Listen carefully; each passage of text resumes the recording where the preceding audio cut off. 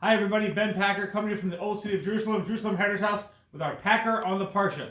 This week's Parsha is Shemos. It's the first Parsha in the book of Exodus, and the Jews are now enslaved in Egypt, and Moses is born. A lot of stuff happens in this week's Parsha. It's amazing how much time is covered. And the verse says, "It happened in those days that Moses grew up, and he went out to his brethren and observed their burdens.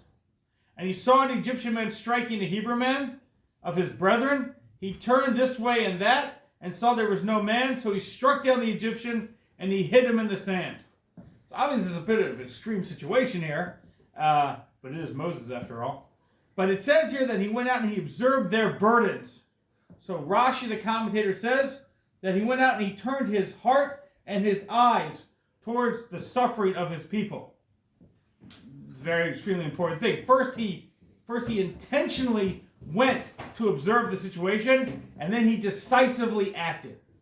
You know, we've had a lot of calamity within the Jewish people over the last little bit of time here, and you had all these solidarity trips coming, which was a beautiful thing, and you had people, even if they were just watching the news, they were seeing the burden of our people, right? They're part of it, but they were seeing it, and then they must act.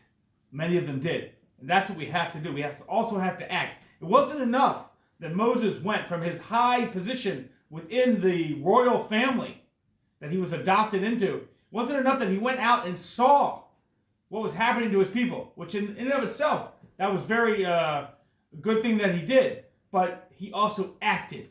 He decisively acted.